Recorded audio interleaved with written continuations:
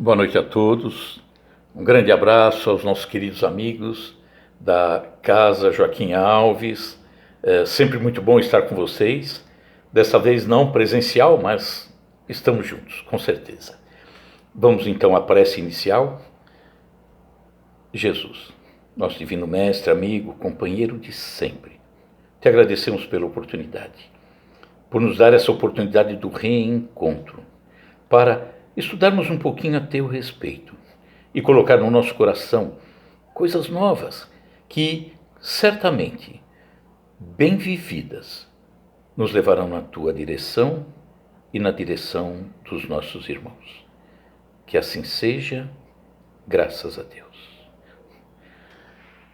Nós vamos falar um pouquinho sobre os discípulos de Jesus. Ser discípulo de Jesus, que é aquilo que nós pretendemos ser, né? Já somos, na verdade. Então, vamos fazer inicialmente uma analogia à nossa vida escolar. Quando nós éramos crianças, jovens, e frequentávamos a escola, nós aprendemos muitas coisas. Matemática, ciência, física, um monte de coisa. E fomos percebendo que esse entendimento foi se ampliando ao longo do tempo. Quanto mais se passava, quanto mais buscávamos, mais entendíamos. E aí eu pergunto, será que os professores daquela época, a gente tem lembrança do seu nome, seus hábitos, como eles nos tratavam? Será que lembramos? Eu já não lembro mais, um ou outro. A maioria já não, né? Já se passaram tantos anos. Mas isso não é importante. Eles não estão preocupados com isso.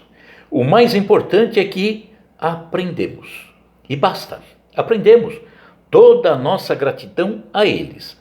Mas, certamente, a preocupação deles era que aprendêssemos. É assim. E aí eu pergunto, e com relação a Jesus? Será que a humanidade se lembra mais do professor ou dos ensinamentos? Eu arrisco dizer que a maioria se fixa na figura do professor. É aquele rosto bonito, naquela pintura, maravilhoso, todo respeito. E as pessoas se encantam com aquela figura. E estão também mais atentas a certos aspectos com relação a Jesus, que não a mensagem moral. Muitos vão se recordar dos milagres, vão se recordar das reações de Jesus, como aquela do templo, quando Jesus teria expulsado os mercadores do templo, mas nunca com violência. Jesus poderia ter usado energia, violência não. Então, muitos vão se lembrar disso, né? Vão se recordar de algumas palavras ditas por Jesus, que acabaram servindo até para as igrejas fixarem seus dogmas, seus rituais. Era a questão do vinho e do pão se transformarem no sangue e no corpo de Jesus, na visão dos nossos queridos irmãos da Igreja Católica, né? Então, muitos vêm e se fixam nisso e não conseguem ir além disso, não buscam mais do que isso. E aí nós podemos dizer que para a grande maioria da humanidade vai ser assim.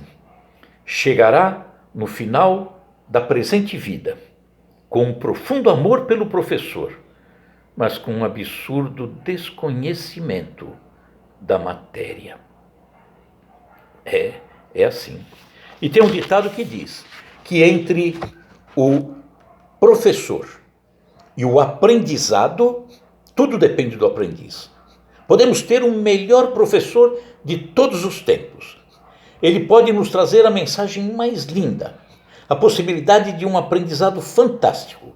Mas se o aprendiz não quiser aprender, nada feito. Não vai acontecer. Não há milagres. Jesus não poderia, goela abaixo, enfiar o seu ensinamento e aí a gente dizer, eu já compreendo tudo.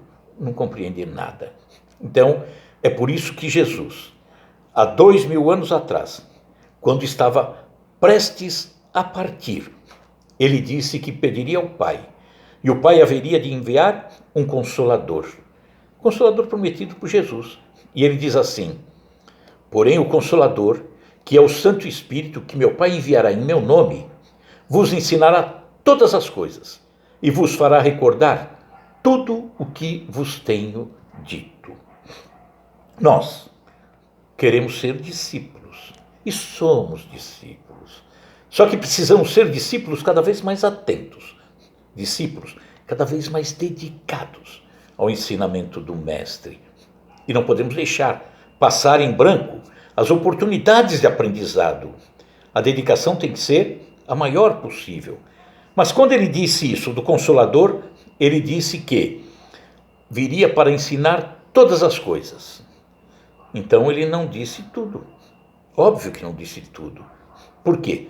Porque Jesus tinha tanta coisa para nos dizer, tinha toda a capacidade do universo para nos deixar tantos ensinamentos. O problema éramos nós. Diz que entre a vontade do céu e a implantação dessa vontade na terra, costuma existir uma pecinha nesse meio de campo que costuma dar problema. Essa pecinha se chama homem. A gente costuma falhar, né? Mas cada vez menos, isso é que é bom. Então, quando ele disse que retornaria, esse Consolador viria para dizer tudo, é porque ele não pôde dizer tudo. Então tem muito mais coisa a dizer. Mas também disse que era para relembrar o que ele havia dito. Por quê? Porque seria esquecido ao longo dos anos, seria distorcido, seria mal compreendido, seria desprezado, seria ignorado.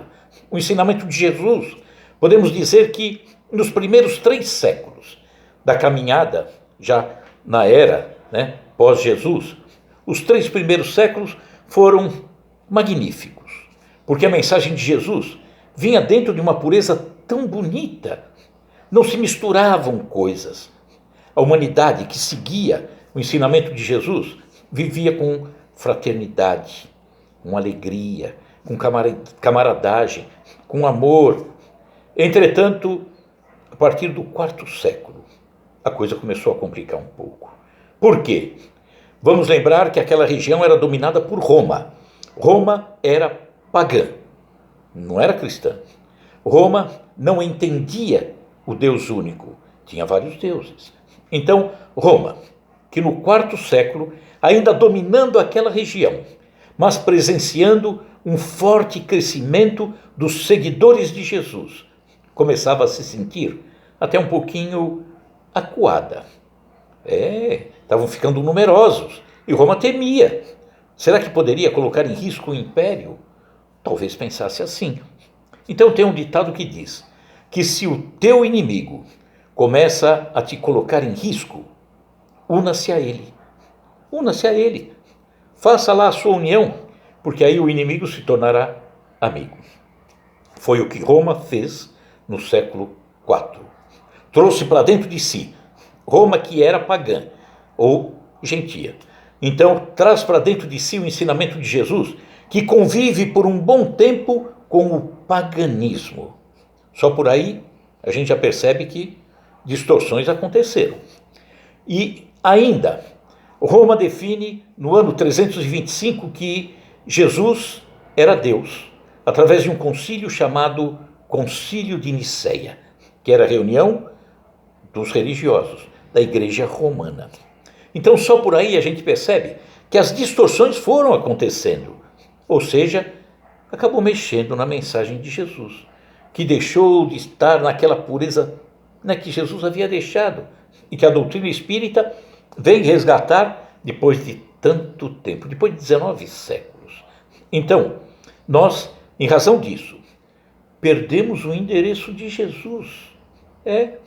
Além da própria dificuldade de todos esses séculos que se passaram para ter nas mãos o ensinamento do Mestre. Não tinha, lá no começo, século V, VI, VII, VIII, não tinha livraria, não tinha biblioteca, não tinha Facebook, não tinha WhatsApp, não tinha nada. Então, a mensagem de Jesus dificilmente chegaria nas mãos das pessoas. Mal e mal, ela começou a chegar na mão daqueles poderosos da religião. Depois vamos ver, mais para o século XV, Gutenberg, a prensa de Gutenberg, começando a publicar as Bíblias. Aí começou a se espalhar um pouquinho. Mas o homem perdeu, ao longo do tempo, o endereço de Jesus. Tanto que aconteceram coisas absurdas. As cruzadas, a Inquisição, tudo aquilo. Então, nós precisamos, como discípulos de Jesus, que nós somos e precisamos ser cada vez mais, começar a querer compreender o que Jesus nos deixou. Mas para compreender, é preciso uma luta, um trabalho individual, perseverança, busca. E o interessante é que a humanidade, que ainda se diz cristã, é capaz de, por dia, dar 2, 3 horas para acompanhar uma novela, 2 horas para acompanhar um jogo de futebol, 3 horas para acompanhar um filme, e não dá 15 minutos para tentar compreender Jesus. Tristeza, né? Assim fica difícil. Então, a dificuldade nós carregamos. E os próprios discípulos de Jesus, há 2000 anos, também as tinham, essas dificuldades. Tinham, sem sombra de dúvida. Vão ver o episódio daquele pai que leva até Jesus o seu filho, dizendo: Senhor, meu filho é lunático. Ora, ele está no fogo, ora está na água. Ou seja, ele alternava o seu comportamento, o seu humor, não tinha estabilidade. Eu levei até os teus discípulos e eles não puderam fazer nada. Jesus faz o quê? Olha para os discípulos e diz: criançada, cadê a fé? É preciso aumentar essa fé. Porque se vocês tivessem a fé do tamanho de um grão de mostarda, que é a menor de todas as sementes, se vocês tivessem a fé desse tamanho, vocês diriam a esse monte: sai daqui e vai para lá, e ele iria. Portanto, era preciso a fé, é preciso trabalho, é preciso dedicação, é preciso luta. E custou aos próprios discípulos um bom tempo para compreenderem a tarefa que lhes cabia e fazer com toda a beleza que fizeram. E aí, se a pessoa não compreende que Jesus é o caminho, verdade e vida, é um caminho que se alarga. Não é aquele caminho, por mais lindo que seja, que Jesus nos deixou há 2000 anos, que se encontram nos evangelhos. Não é só aquele caminho. E quando falo só, não é diminuindo, né? É maravilhoso aquilo. Mas aquele caminho foi se ampliando ao longo de todos os séculos. A nossa casa espírita, a Casa Jô, as mensagens que tem, as palestras que tem, os abraços que tem. Olha, tudo isso é Jesus ampliando esse caminho. E quando esse caminho se amplia, nós temos a oportunidade de trilhar um caminho cada vez maior e colher nesse caminho o material necessário para a construção da verdade. De uma verdade que precisa crescer a cada novo instante. Uma verdade que precisa ser construída sobre a pedra, não areia. O verdadeiro discípulo busca fazer isso. Então, vamos compreender, nessa busca, nessa luta, sem perder tempo, um caminho que se amplia. A cada livro edificante que eu leio, a cada palestra que ouço, a cada música que me toca o coração, a cada amigo que me abraça e que mostra o seu carinho para comigo, é Jesus ampliando o seu caminho. Só que, não buscando compreender isso tudo e não dando ao ensinamento de Jesus o tempo que precisamos dar, nós vamos ficar marcando o passo. Como é que a humanidade se relaciona com Deus hoje? É um relacionamento, infelizmente, a grande maioria, é um relacionamento estranho, de uma forma, muitas vezes, inadequada. E aí nós vamos ver, num livro de Emmanuel, Caminho, Verdade e Vida, que ele aborda um texto tirado do Evangelho de João, capítulo 1, versículo 38, que é quando Jesus caminhava pelas primeiras vezes junto ao mar da Galileia. Ele ia começar a divulgação da Boa Nova. Ele ainda ia convidar os discípulos para estar com ele. E aí, Jesus caminhava. E os discípulos, que viriam a ser de fato discípulos, o acompanhavam, mas sem compreender nada, não entendiam nada. Era o começo, eram os primeiros instantes. E aí está narrado que Jesus, ele caminhando, os discípulos seguindo, ele parou, virou para trás e perguntou: que buscais? O que vocês estão buscando?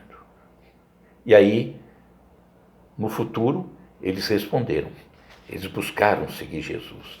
Eles buscaram realmente levar a mensagem de Jesus pela terra. E um trabalho lindo, maravilhoso. Então vamos ver, nós, como discípulos de Jesus, que precisamos buscar esse entendimento cada vez mais firme, mais forte, mais coerente com a mensagem do Mestre, vamos ver no livro Caminho, Verdade e Vida, capítulo 22, que o título é Que buscais? E aqui tem um comentário de Emmanuel em cima dessa parte extraída do Evangelho de João. E aí Emmanuel diz assim: a vida é um conjunto divino de experiências. A nossa vida é uma soma de conhecimentos. Sabemos que estamos nessa caminhada, passando por experiências maravilhosas, conhecendo cada vez mais. E ele afirma, Emmanuel, que os valores religiosos, não é a religião, os valores religiosos que nos ligam, é a mais importante tarefa do homem, pois dá a ele a iluminação que leva a Deus.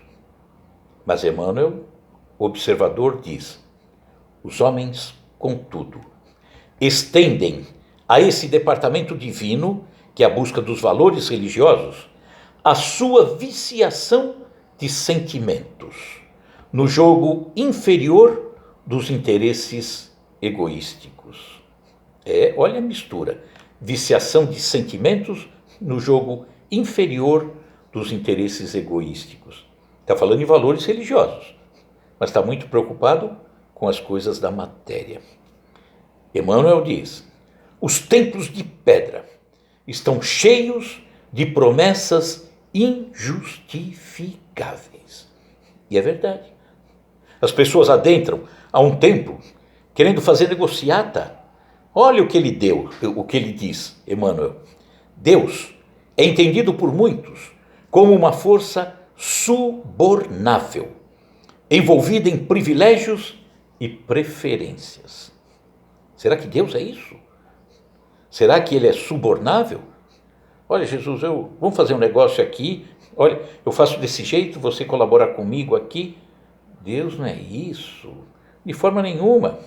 E aí eles dizem, Emmanuel diz, e que nos chama atenção para muitas situações que vemos até dentro da própria casa espírita acontecer. As pessoas que vêm em busca de um socorro, mas ainda não compreenderam como funcionam as coisas. E ele diz assim: muitos se socorrem do plano espiritual para solucionar problemas mesquinhos. Problema mesquinho. Eu quero que o plano espiritual me atenda, me socorra, que resolva isso tudo. E esquecem que o Cristo ensinou e exemplificou. E é preciso que a gente entenda isso tudo. Continua Emmanuel dizendo que a cruz do Calvário é símbolo vivo, é sacrifício. Então nós precisamos dar a nossa cota do sacrifício. E quem deseja a liberdade, Emmanuel falando, precisa obedecer aos desígnios supremos. É como a lei. Eu quero ser livre. Parece estranho, mas eu quero ser livre, mas para ser livre, eu tenho que ser escravo da lei. Porque se eu não for escravo da lei, eu não vou conseguir nunca uma liberdade. Porque a lei é que regula isso tudo. E precisamos entender que as leis divinas do Pai regulam isso tudo. Emmanuel diz que sem a compreensão de Jesus, aqui, no íntimo, mais os atos de cada dia, a alma será sempre prisioneira de inferiores preocupações. Perdida. Não encontra saída. É complicado isso. E Emmanuel arremata esse trecho dizendo assim: não esqueça que o Cristo se encontra no umbral de todos os templos religiosos. Fazendo o quê? Perguntando aos que entram: que buscais? O que você está buscando? O que você espera? Qual é o teu objetivo? E aí, nós temos que também, como discípulos de Jesus, pensar muito nisso. Como tem sido a nossa caminhada? Como tem sido o nosso interesse? O que é que nós estamos buscando? Às vezes, estamos fazendo as coisas de uma forma automática, né? Às vezes somos aquele espírita que marca ponto. Eu tenho que entrar tal hora, marcou ponto. Tenho que sair tal hora, marcou ponto. E o que você fez lá dentro? Não prestei muita atenção. Exatamente o que você tem que fazer é o melhor. Mas às vezes estamos como se estivéssemos dentro de uma empresa, né? Eu tenho que fazer isso, tenho que fazer aquilo. Não, você tem que fazer o que o teu coração está pedindo. Fazer o teu trabalho com todo amor. Seguir Jesus com todo amor. E seguir Jesus é estar junto do irmão, orientá-lo, ensiná-lo, socorrê-lo. É isso tudo. Então, quando entrarmos nos umbrais, né, de uma igreja, de uma casa espírita, saber que Jesus está lá e está perguntando: que buscais, ô meu? Está procurando o quê? E aí nós vamos ver um grande espírito que mostrou para nós com uma clareza fantástica Paulo de Tarso.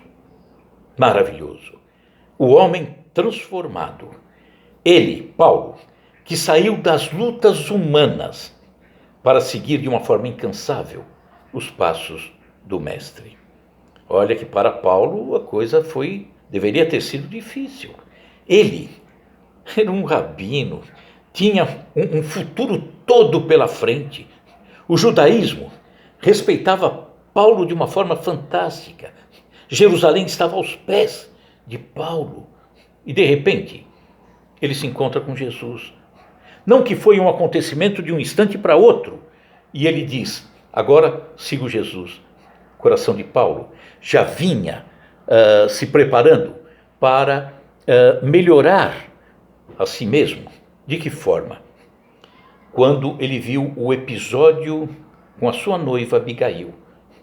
Quando ele viu um falar de Estevão. Ele foi aprendendo, aquilo foi ficando no seu coração de uma forma meio velada, mas era semente que havia se instalado. E de repente ele vê Jesus no caminho de Damasco. E mesmo com toda a dificuldade dele, ele ainda preso às coisas da matéria, simplesmente pergunta: Senhor, o que queres que eu faça? Não barganhou, não negociou. Olha, eu faço até tal ponto, eu quero sábado e domingo livre, quero isso, quero aquilo. Não, ele se entregou totalmente e saiu renovado para uma caminhada longa e árdua, muito árdua. Com certeza, o grande Paulo de Tarso, maravilhoso Paulo de Tarso, enfrentou dentro de si um duelo terrível, que nós, discípulos de Jesus, também enfrentamos. Esse duelo é complicado. Esse duelo entre o que desejamos ser e aquilo que somos. Olha que duelo. Eu desejo ser isso, desejo fazer tal coisa, tal, mas eu sou assim, eu tenho essa dificuldade e tal. Então, esse grande duelo é que às vezes faz com que o discípulo saia da batalha, desanime, desista, e aí sai totalmente, se perde. Esse duelo, no caso de Paulo de Tarso, poderia levar ao desânimo ou ao estímulo. E a beleza é que para Paulo de Tarso levou para o estímulo. Ele foi para cima. É como se Paulo naquele momento já conhecesse aquilo que está escrito em Lucas, Evangelho de Lucas, capítulo 9, versículo 52.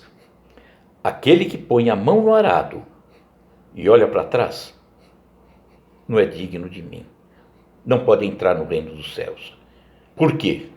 Porque quando decidimos fazer algo, quando o nosso coração sente que é preciso fazer aquela tarefa, se eu abraço a tarefa e olho para trás, ainda não estou convicto da tarefa. Ainda estou preso ao passado. Ainda estou preso à conveniência, ao comodismo, aos vícios, aos prazeres.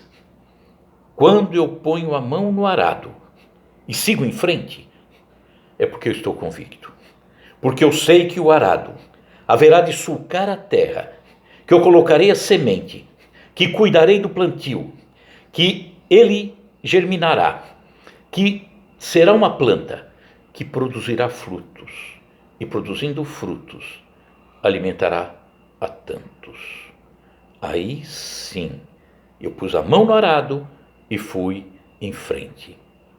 É uma transformação. Nós que somos discípulos, não podemos parar, seguir sempre em frente. O tempo que vai levar, não importa. O que importa é o esforço que empreendemos.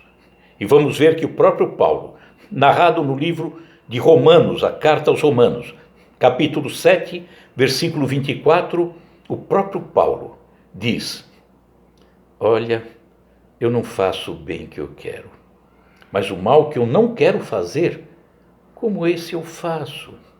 É a dificuldade. Nós, como discípulos, temos que estar atentos a isso, procurar fazer sempre o melhor. Então, inspirado em Paulo de Tarso, nós precisamos aprender a sentir, a pensar, a observar, a ouvir e a ser também um pouco daquilo que nos é possível ser, um pouco de Jesus. Se não fizermos isso, não seremos discípulos. Podemos até aprender uma coisinha aqui, uma coisinha lá, mas a dedicação é fundamental. Aqueles 15 minutos que não se dá ao dia, faz falta. E depois nós vamos perceber que, a exemplo de Paulo de Tarso, nós podemos e devemos crescer cada vez mais. E aí vamos aprendendo, servindo, amando e buscando compreender cada vez mais. É necessário, portanto, que construamos em nós a verdade. Uma verdade cada vez maior, pautada num caminho cada vez mais lindo, que é esse caminho que eu falei que se abre, esse caminho de Jesus que vem com tantos ensinamentos. E aí, construir a verdade. Porque a verdade é construção individual, não se transfere, né? Não tem nada a ver com hereditariedade, com posse, com nada. É coisa íntima.